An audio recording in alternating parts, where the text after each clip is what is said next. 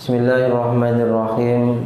Qala al-muallif rahimahullahu ta'ala wa nafa'ana bihi wa bi ulumihi wa bi asrarihi wa bi anwarihi fid dharain amin. Bapak Ibu jamaah sekalian yang dirahmati Allah, alhamdulillah malam hari ini dengan limpahan rahmat, nikmat, taufik, hidayah serta inayahnya Allah kembali kita bisa berkumpul dan bermujalasah di majlis yang sangat mulia, majlis dalam rangka berzikir kepada Allah, berdoa kepada Allah, dan majlis dalam rangka menghidupkan sebagian sunnah-sunnahnya Rasulullah, yakni majlis ilmu, majlis dengan tujuan menambah wawasan dan pengetahuan kita tentang syariat agamanya Allah. Malam hari ini sebagaimana yang telah di-share di beberapa grup, kita ngaji perdana sebuah kitab kecil ya. Kitab kecil karya seorang ulama besar, yakni beliau Hujjatul Islam Al-Imam Abi Hamid Muhammad bin Muhammad Al-Ghazali. Jadi tidak sembarang ulama itu diberi gelar Hujjatul Islam, karena seorang ulama layak diberi gelar Hujjatul Islam ini harus memenuhi kriteria tertentu, punya hafalan Al-Quran, memahami semua ulumul Quran, memahami dengan benar ilmu akidah, memahami dengan benar ilmu usulul fiqh, ilmu fikih, punya hafalan hadis dengan sanad-sanadnya lebih dari 300.000 hadis. Kalau 100.000 hadis gelarnya Al-Hafidh. Al-Hafidh. Kalau 300.000 hadis dengan sanadnya, ini Hujjatul Islam. Nah, Imam Al-Ghazali ini termasuk ulama yang diberi anugerah hafal dan memahami semua ilmu-ilmu yang disebutkan tadi. Makanya beliau diberi gelar oleh para ulama, baik yang hidup sezamannya maupun yang hidup sesudahnya, Hujjatul Islam, menjadi hujjahnya agama Islam. Ada yang meriwayatkan gelar ini diberikan kepada beliau Imam Al-Ghazali karena suatu saat ada lomba debat ilmiah, dan beliau mengikuti lomba tersebut. Ketika debat dalam cabang ilmu apapun tidak ada yang bisa mengalahkan, saking alimnya. Ini Imam Al-Ghazali, karyanya sangat banyak. Karya monumentalnya adalah kitab Ihya Ulumiddin. Ini sebab karangan inilah sebagian besar ulama menyebut beliaulah mujaddid, pembaharu Islam. Pembaharu Islam itu bukan berarti membuat aturan-aturan baru dalam Islam, bukan. Tapi pembaharu Islam itu adalah seorang ulama yang punya konsep yang mudah dipahami oleh umat Islam di zamannya dan 100 tahun kemudian. Ini Rasul katakan setiap 100 tahun itu ada kekasihnya Allah yang menjadi mujaddid, sebab beliau punya konsep Islam yang mudah dipahami oleh umat Islam di zamannya dan 100 tahun umat Islam kemudian.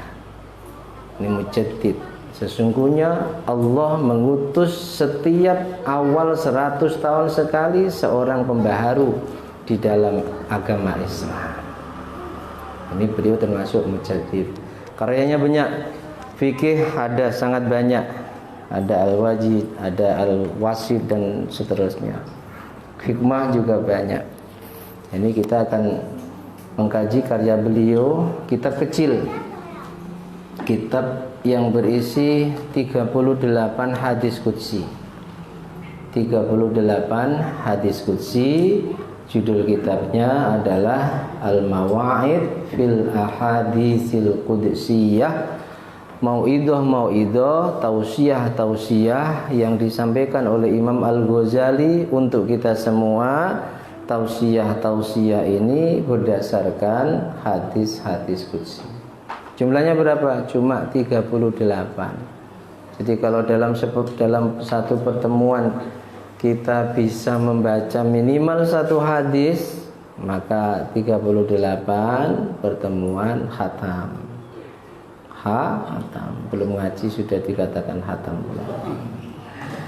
Niatkan ngaji sama beliau ya, ngaji bareng, saya yang membacakan, kita ngaji kepada beliau, beristifadah, mengambil faidah dari karya beliau Al-Mawa'id fil Ahaditsil Qudsiyah.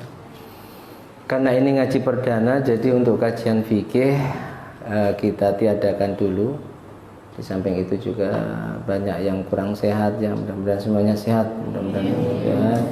Jadi kita langsung ngaji kitab Al-Mawa'id, entah dapat 1 atau 2 hadis. Setelah itu kita tutup untuk kajian fikih. Selanjutnya nanti tetap fikih, kemudian Al-Mawa'id fil Ahaditsil Qudsiyah. Mudah-mudahan bisa istiqomah. Amin. Allahumma. Insyaallah kedepannya ini kita awali agak awal. Saya akan berusaha khusus malam Selasa nanti jamaah Isya di sini. Sambil nunggu yang lain kita langsung kalamul qadim biar tidak terlalu malam. Bismillahirrahmanirrahim. Alhamdulillah. Nah itu yang terjemahan itu bagus. Makanya jangan sembarang beli buku terjemahan ya. Apalagi ketika tahu penerbitnya itu dari kelompok sebelah. Memang kitabnya kitab ulama kita, tapi kalau penerbitnya kelompok sebelah, itu nanti akan disisipkan paham dan akidah mereka. Hati-hati. Ini yang ngarang Kiai Sunarto itu alumni Matolek Kajen, muridnya Mbah Sahal Mahfud. Beliau juga sempat nyantri dengan Mbah Bisri Mustafa Raudhatul Thalibin, abahnya Gus Mustafa Bisri. Namanya Jawa tapi jangan lihat namanya ya, asli santri. Sehingga saya suka, dulu saya punya banyak koleksi kitab-kitab ulama kita yang diterjemah oleh beliau. Nah, penerbit Mutiara Ilmu ini termasuk salah satu penerbit yang rata-rata penerjemahnya adalah santri-santri dari pesantren salaf. Andaikan ada yang di Timur Tengah itu pasti backgroundnya adalah dari pesantren-pesantren salaf.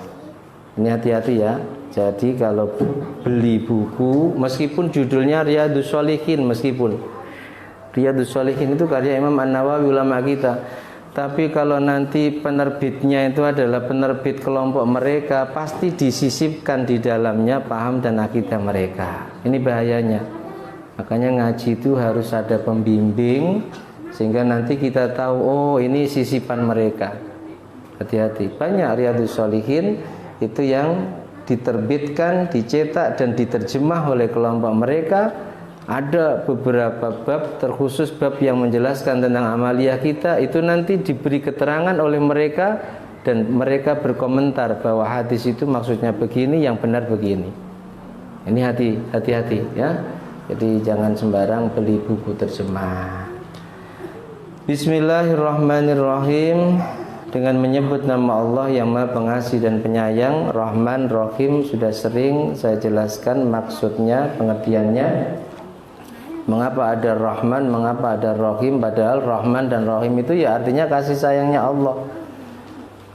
Ada Rahman, ada Rahim karena Allah itu memberikan kasih sayangnya ketika belum hari kiamat kepada seluruh makhluk ciptaannya.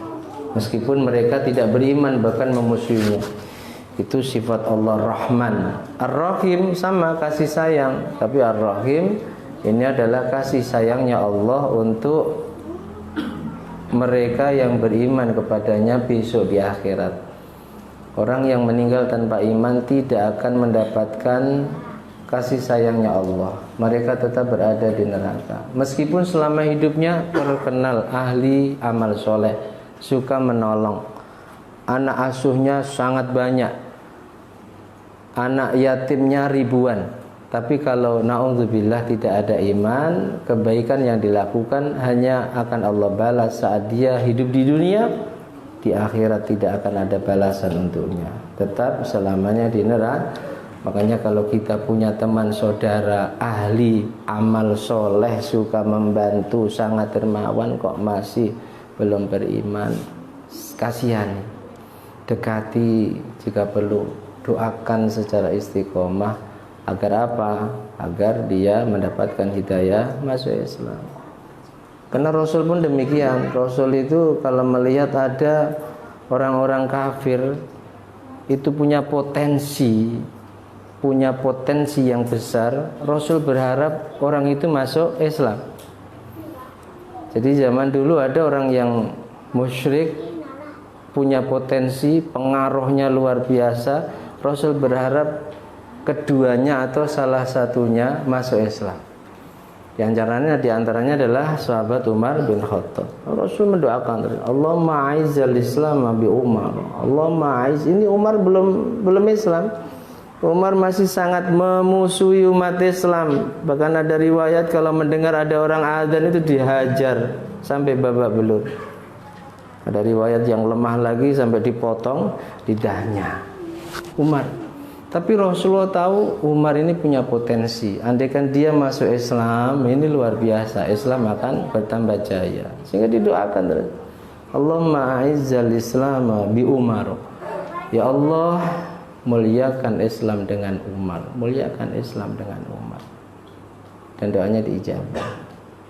Hanya ketika kita melihat ada orang-orang di luar Islam yang punya potensi, ketika dia menjadi Muslim, ini luar biasa manfaatnya, doakan minimal. Doakan. Jangan malah dijauhi. Jangan malah dikucilkan. Jangan malah diolok-olok, doakan. Sebagaimana Rasul berharap kepada Allah agar Umar masuk Islam. Ketika Rasul melihat Umar ini seseorang yang punya potensi besar untuk kejayaan Islam. Allahumma a'izzal Islama bi Umar. Ini rahim. Alhamdulillah, segala puji bagi Allah. Tadhkiratan lil ibad. Segala puji bagi Allah. Allah memberikan peringatan kepada hamba-hambanya, wa taqwiyatan lil muttaqin, dan menguatkan hamba-hambanya yang bertakwa. Ini saya baca kitab saya ya, mungkin di situ enggak ada. Ya, karena terjemahkan. Jadi muqaddimah biasanya kalau terjemah itu enggak tertulis. Ya. Langsung mau itu yang pertama. Wa taqwiyatan lil muttaqin minal muslimin ilal ibadah, di mana Allah ini memberikan kekuatan kepada hamba-hambanya yang bertakwa dari orang-orang Islam, kekuatan untuk melakukan ibadah. Wassalatu ala sahibil millati thahirah. Salawat semoga tercurah limpahkan kepada sahibil millati thahirah, sang pembawa agama yang suci, yakni beliau baginda Nabi Muhammad sallallahu alaihi wasallam. Wa ridwanu ala ali wa sahbi wa alim, dan semoga ridhonya Allah ini tercurah limpahkan untuk keluarganya Nabi, wa ashabihi, dan para sahabatnya Nabi, wa alihim, dan keluarganya para sahabatnya Nabi. Disunahkan bertarodi bertarodi ketika mendengar nama sahabat Rasulullah disebut. Bertarodi itu mengucapkan kalimat radhiyallahu an, itu ditafsir oleh para ulama, semoga Allah meridai mereka, artinya semoga Allah ampuni dosa-dosa mereka dan semoga Allah terima amal kebaikan mereka. Mengapa kok doanya tarodi? Sebab rata-rata para sahabat, bahkan semuanya, ini adalah sebelum masuk Islam mereka menyekutukan Allah. Mereka menyekutukan Allah. Sehingga radhiyallahu, semoga saat mereka menyekutukan Allah dosanya diampuni oleh Allah. Radhiya, dan semoga amal kebaikannya setelah masuk Islam diterima oleh Allah. Kecuali Sayyidina Ali. Makanya mayoritas ulama berpendapat khusus untuk Sayyidina Ali jangan radhiyallahu an. Sebab Sayyidina Ali itu enggak pernah menyekutukan Allah. Sayyidina Ali itu umur 8 tahun beriman. Ketika melihat Rasul dan Dewi Khadijah setelah menerima wahyu sholat 2 rakaat di dekat Ka'bah. Sayyidina Ali tanya sepupunya kan, apa yang sedang kalian lakukan? Rasul menjawab, saya sedang sholat, saya diangkat menjadi Nabi dan Rasul. Sayyidina Ali yang baru umur 8 tahun langsung mengatakan, saya beriman padamu wahai Muhammad. 8 tahun belum balik. Makanya Sayyidina Ali tak pernah melakukan dosa syirik, sehingga doa untuk beliau jangan radhiyallahu an, tapi karramallahu wajhah. Itu. Wa ala man tabi'ahum bi ihsan, dan semoga ridhonya Allah juga terlimpahkan untuk orang-orang yang mengikuti mereka. Siapa mereka? Nabi, keluarga, sahabatnya, bi ihsan, mengikuti dalam kebaikan. Wa ulama'il ummati fi kulli zaman, dan semoga tercurahkan untuk ulama-ulamanya umat di setiap zaman. Kitabul Mau'izah fi hasanatun nafi'ah. Kitab ini berisi banyak mau'izah, dan di dalamnya banyak kebaikan-kebaikan yang bermanfaat. Nafa'anallahu biha, semoga Allah memberikan manfaat kepada kita semua lewat kitab ini. Amin Allahumma amin.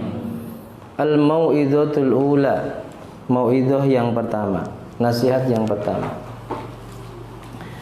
Yaqulullahu ta'ala, Allah berfirman, namanya hadis qudsi ya begini, Allah berfirman, atau terkadang menggunakan kalimat Rasulullah menceritakan dari Tuhannya berkata. Nah, itu. Ya bena Adam, hai anak cucunya Adam, ajibtu liman ayqana bil maut kaifa yafrah. Sungguh aku heran, kata Allah, liman ayqana bil maut, kepada orang-orang yang dia meyakini bahwa dia mati. Dia yakin dia mati, kaifa yafrahu, tapi dia selalu tertawa bahagia. Tak pernah sedikit pun sedih memikirkan tentang kematiannya, memikirkan tentang bagaimana keadaannya ketika mati. Jadi Allah itu heran kalau ada orang kok hidupnya selalu happy-nya kebablasan. Kalau sesekali happy boleh, banyak perkara yang dibolehkan oleh syariat. Kita gembira juga boleh, kita candaan juga boleh. Ada orang yang hampir umurnya itu diisi dengan kegembiraan yang berlebih, sehingga tak pernah dia menangis, merenung, umurku kok sudah kepala 5, nanti kalau aku mati bagaimana? Allah heran orang-orang yang seperti ini. Makanya ada ayat di dalam Al-Quran, falyadhaku qalilan walyabku katsiran. Hendaknya orang-orang yang mengaku beriman kepada Allah itu yadhaku qalilan, tertawanya sedikit saja. Boleh, tertawa itu boleh, canda pun boleh. Rasul juga bercanda, Rasul juga tertawa, tapi tertawanya Rasul tidak seperti tertawanya kita. Rasul itu kalau tertawa gigi siungnya kelihatan sudah cukup. Kalau kita kan sudah mulutnya terbuka lebar, suaranya keluar ganggu orang, ya. Rasul enggak, tertawa, tersenyum. Tersenyum itu disunahkan. Nah, boleh kita gembira, tapi jangan berlebih sehingga tidak ada ruang dalam umur kita yang kita gunakan untuk bersedih memikirkan apa? Memikirkan nasib akhirat kita. Mulai dari memikirkan bagaimana nanti ketika aku mati, bagaimana setelah aku mati, bagaimana di alam kuburku, bagaimana nasibku nanti saat dibangkitkan. Jadi Allah heran kalau ada orang yang dia yakin mati tapi umurnya hanya diisi dengan tertawa. Falyadhaku qalilan, orang yang beriman sempurna itu adalah sedikit tertawanya, berarti boleh tertawa itu, walyabku katsiran, dan banyak menangis untuk urusan akhirat, ya, bukan menangis untuk urusan dunia. Wajibtu liman ayqana bil hisab kaifa yajma'ul mal. Wajib tu lan gawok sapa ingsun. Itu mana? Gawok itu heran. Sungguh aku heran, kata Allah, kepada orang yang meyakini tentang adanya hisabnya amal, pertanggungjawaban amal. Kaifa yajma'ul mal, bagaimana dia meyakini tentang adanya hisab tapi umurnya hanya dihabiskan untuk mengumpulkan harta. Otomatis ketika hartanya semakin banyak, hisabnya semakin rumit. Makanya Nabi Sulaiman itu karena kekayaannya kelak masuk surganya itu selisih 500 tahun dibanding Nabi dan Rasul yang tidak kaya. Begitu juga sama-sama orang yang beriman, karena kekayaannya lebih dulu orang fakir miskin yang masuk Islam. Nah, Allah itu heran kalau ada orang mengaku dan meyakini bahwa semua amal kita, harta kita dihisab, tapi umurnya habis untuk mengumpulkan harta. Ini bukan kok berarti mengumpulkan harta tidak boleh. Mengumpulkan harta boleh, apalagi ketika ada niat lewat harta itu kita syiarkan agamanya Allah, tolong agamanya Allah, kita fasilitasi dakwah, mengajak orang lain, memberikan pencerahan kepada umat, boleh. Ini yang dimaksud Allah sampai heran kepada mereka yang meyakini adanya hisab tapi mereka umurnya habis digunakan untuk mengumpulkan harta, harta dikumpulkan disimpan. Itu yang disindir oleh Allah di dalam ayat yang lain, yang Allah berikan sebutan yang sangat buruk kepada orang-orang yang sisa umurnya hanya digunakan untuk mengumpulkan harta. Allah beri sebutan humazah lumazah. Humazah pengumpat, lumazah dan pencela. Pokoknya humazah lumazah itu pengumpat dan pencela. Wailun, celaka banget. Wailun, akan mendapatkan kebinasaan, akan masuk ke dalam neraka wail. Humazah lumazah, pengumpat dan pencela. Siapa mereka? Alladzi jama'a malau, orang yang suka mengumpulkan harta, lalu setelah berkumpul dihitung, setelah dihitung pagi harinya dimasukkan ATM. Saking banyaknya sebagian didepositkan. Parahnya lagi, yahsabu anna malahu ahlada. Dia menyangka dengan harta yang dikumpulkannya itu bisa melanggengkannya, bisa memuliakannya, bisa menjadi sebab manusia menghormati dan memuliakannya. Hati-hati. Ini orang yang Allah heran. Dia itu yakin adanya hisab, tapi kok umurnya hanya dihabiskan untuk mengumpulkan harta. Sudah begitu harta yang berkumpul tidak kok ditasarufkan dan dibelanjakan di jalannya Allah. Ajib tuh. Liman ayqana bil qabri kaifa yadhak. Kemudian selanjutnya, wajib tuh, dan aku juga sangat heran kepada orang yang ayqana bil qabri, meyakini adanya alam kubur, kaifa yadhak.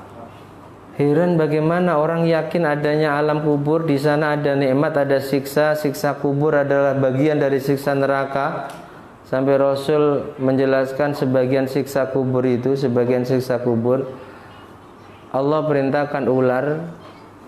Ular ini dari mulutnya keluar api, dan itu nanti akan disemburkan kepada orang yang merasakan siksa kubur. Saking panasnya api yang tersembur dari ular yang Allah perintahkan menyiksa ahli kubur, andaikan kepala ular itu keluar di muka bumi dan menyemburkan api dari mulutnya sekali saja, saking panasnya semua hijau-hijauan yang di bumi ini akan mati. Dan itu akan menyemburkan orang-orang yang merasakan siksa kubur. Naudzubillahimin. Nah, orang yakin akan adanya kubur, di sana ada nikmat, di sana ada siksa, dan kita tidak tahu apakah kita mendapatkan nikmat, siksa. Harapan pasti ingin nikmat, tapi nggak ada yang menjamin kita akan mendapatkan nikmat. Kok hidupnya hanya digunakan untuk tertawa? Ini Allah heran. Hanya kita jangan tergolong orang yang Allah heran pada kita. Ya sesekali boleh, tapi sesekali harus menangis mikirkan. Kadang kalau ada waktu termenung di tengah malam setelah tahajud, merenungi dosa-dosa kita, kemudian berpikir tentang alam kubur yang demikian dahsyat siksa kuburnya, berharap dapat selamat dari siksa kubur. Kaifa yattaq, kita akan sedikit tertawa. Diheran Allah itu kalau ada orang meyakini adanya alam kubur tapi dia banyak tertawa. Wajib liman ayqana bil akhirah kaifa yastarih, dan sungguh aku heran kepada orang yang meyakini adanya alam akhirat tapi hidup dia, umur dia lebih banyak untuk santai-santai, istirahat. Dia tidak mau memperbanyak amal solehnya, di mana hanya amal soleh kita itulah yang benar-benar bisa menolong kita kelak di akhirat. Tidak ada yang lain. Harta kita tidak bisa menolong kita. Anak-anak kita tidak bisa menolong kita, kecuali kalau memang anak kita benar-benar anak yang soleh. Tapi kita kan nggak bisa menjamin. Mungkin saat kita masih hidup anak kita soleh, kayaknya nggak boleh sombong. Apakah kita berani menjamin setelah kita tinggalkan mereka tetap dalam kesolehannya? Nggak ada. Makanya boleh berharap kepada kesalehan anak-anak kita, tapi yang terpenting adalah berharap pada amal kita sendiri. Perbanyak amal, jangan berharap anakku aku pondokkan hafal Quran dari kecil. Kita nggak berani jamin. Tapi kalau amal soleh dari diri kita sampai mati kita jaga iman kita, amal soleh tetap kita perbanyak, itulah yang sejatinya bisa menolong kita. Anak kita bisa. Cuma permasalahannya siapa yang berani menjamin setelah kita meninggal anak kita masih tetap dalam kesalehannya sebagaimana saat kita tunggui? Nggak ada. Ini Nabi Yakub itu sebelum meninggal dikumpulkan semua anak cucunya dan berpesan. Ditanya satu persatu. Ditanya. Nabi Yakub tidak memikirkan bagaimana mereka nanti setelah ditinggalkan makan apa tidak, tapi mereka ditanya, "Ma ta'buduna min ba'di?" Yang dikhawatirkan itu. Aku mati nanti kalian masih nyembah Allah atau tidak? Ini beda dengan kita-kita. Banyak orang mau meninggal ngumpulkan anak-anaknya, dirukunkan, sudah. Yang ada dalam mindset berpikirnya itu adalah aset saya yang di sana nanti kamu yang nunggu ya, perusahaan yang di sana kamu yang ngurusi ya. Tidak ditanya. Tidak ditanya. Kalian kira-kira setelah aku mati masih beriman gak seperti sekarang? Jadi Nabi Yakub, "Ma ta'buduna min ba'di." Allah heran kalau ada orang yang seperti itu, meyakini adanya akhirat tapi hidupnya terlalu santai, tidak mau memperbanyak amal, berharap amal soleh orang lain, meskipun anaknya sendiri, meskipun teman-temannya. Boleh, tapi kita nggak bisa menjamin. Semisal berharap kepada teman-teman jamaahnya, boleh. Tapi apakah kita berani menjamin setelah kita mati mereka benar-benar tetap ingat kita? Untuk itu perbanyak amal soleh dari diri kita. Jangan terlalu santai ya. Beribadah, perbanyak amal soleh sesuai kemampuan kita. Amal soleh ini kan banyak pilihan sesuai kemampuan kita. Wajib liman ayqana bid dunya wa zawaliha kaifa yatma'innu ilaiha. Dan aku juga heran pada orang yang meyakini dengan dunia, bahwa dunia ini sementara akan rusak, tapi mereka hidup tenang dengan dunia itu. Mereka terasa nyaman ketika dunia di sisinya. Heran. Padahal dia yakin dunia itu akan rusak, tidak akan menyertainya. Yang menyertainya amal soleh. Wajib liman wa alimun bil lisan. Aku juga heran pada orang yang lisannya alim, jahilun bil qalb, hatinya bodoh. Alim lisannya saja, pandai berretorika, tapi hatinya tidak sesuai dengan apa yang diucapkan oleh lisannya. Tidak peka.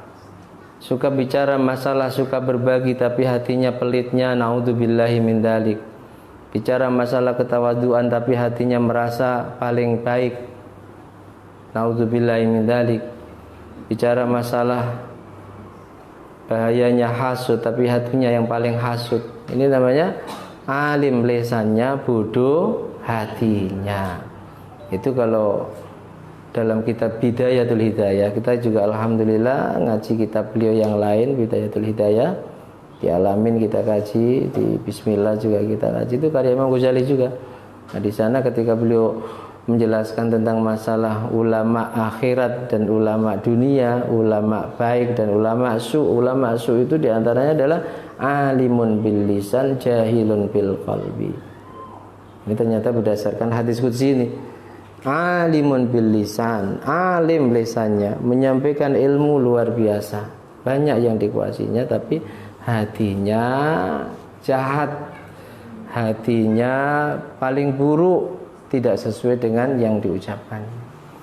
Wajib tuliman yaduru bilma, aku juga heran pada orang yang mensucikan najis dengan air, mensucikan tubuhnya dengan air, wa huwa ghairu tahirin bil qalbi, tapi dia tak pernah mensucikan hatinya.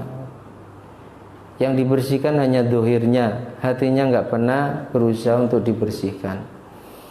Wajib tuliman yastagilu bi uyubin nas, sungguh aku heran pada orang-orang yang sibuk ngurusi aib dan kekurangan manusia lain, wa huwa ghafilun an uyubi nafsihi, dan dia lupa tentang aib dirinya. Ada tidak?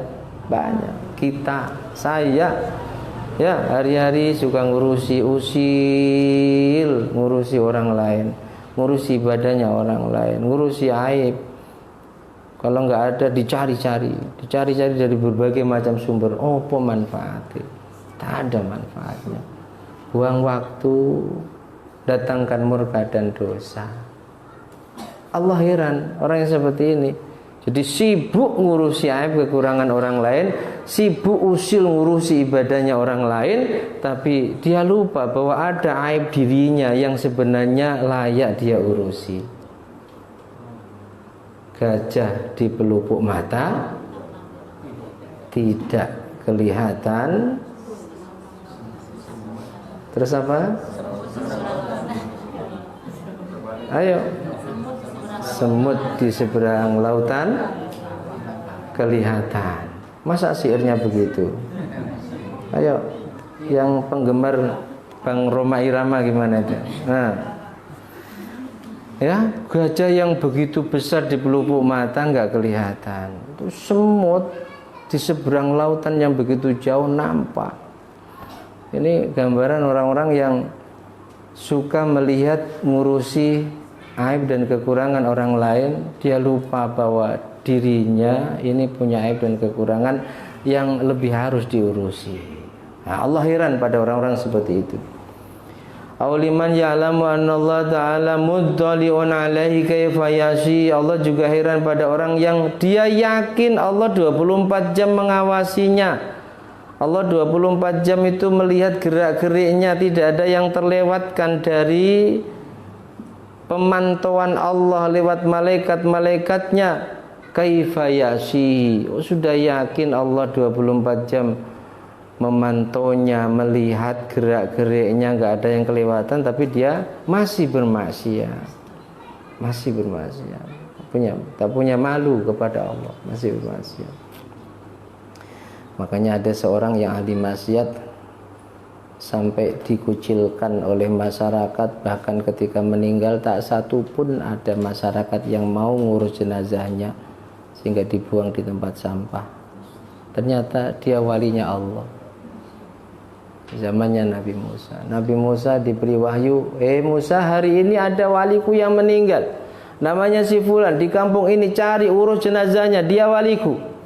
Datanglah Nabi Musa ke sana, tanya, si fulan apakah hari ini ada yang meninggal namanya si fulan? Iya. Di mana sekarang? Kita buang di tempat sampah, kata orang. Loh, kenapa dia? Dia itu pemabuk, dia ahli zina, dia ahli maksiat, dia sampah masyarakat. Kita buang di tempat sampah. Bingung Nabi Musa ini.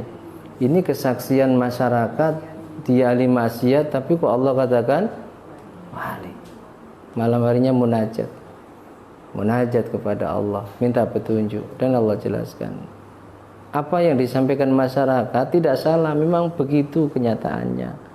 Tapi ketahuilah wahai Musa, setiap hambaku ini bermaksiat, hatinya menangis, dia sadar itu aku larang, tapi dia belum mampu meninggalkan maksiat itu sebab pengaruh lingkungannya, pengaruh komunitasnya. Beda dengan kita bermaksiat sambil tertawa.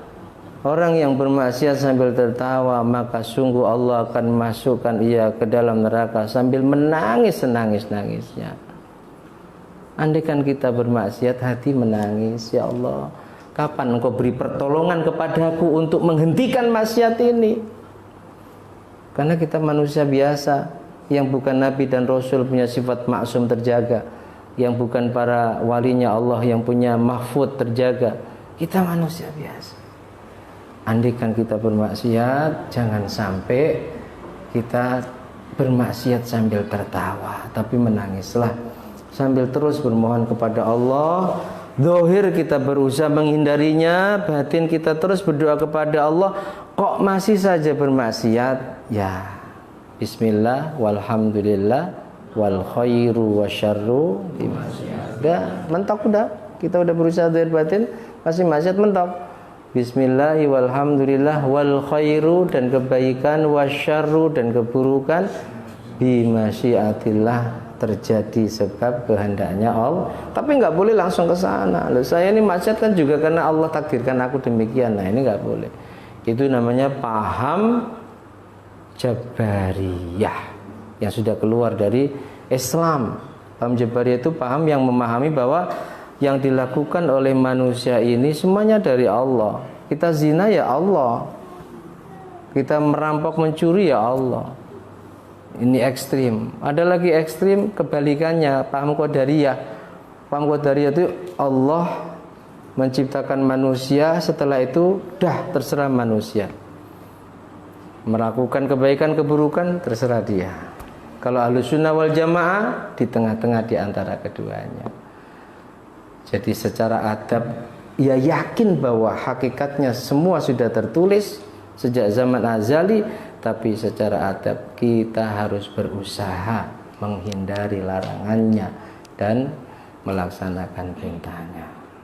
Nah, ini paham Ahlussunnah wal Jamaah yang dalam masalah qada qadar berada di tengah-tengah antara paham Qadariyah dan Jabariyah. Jadi kalau dalam menyikapi masalah corona ini, Qadariyah ya ini sebab ulah kita, Jabariyah ya ini memang dari Allah. Gak perlu kita berusaha macam-macam pakai masker, jaga jarak, gak perlu. Ya mati-mati ya gitu ya. Itu paham Jabariyah. Ahlussunnah wal Jamaah di antara keduanya. Jadi yakin ini dari Allah, tapi Allah perintahkan kita berikhtiar. Ikhtiarnya apa? Ikhtiarnya ya mengikuti petunjuk para ahli ya. Jadi orang yang sesuai saatnya mati ya mati, tanpa sadar dia berpaham Jabariyah. Paham Jabariyah itu ulama sepakat Khawarij, Jabariyah, Qadariyah sebagian mengatakan sudah keluar dari Islam. Sudah keluar dari Islam. Jadi nggak boleh ya tanpa usaha ya saatnya mati ya mati. Orang saatnya mati bukan, nah itu nggak boleh. Kita harus tetap ya berikhtiar semampu kita sesuai petunjuk ahlinya, kesehatan ya ahli medis, ya untuk masalah agama ya para ulama, jaga jarak dan seterusnya.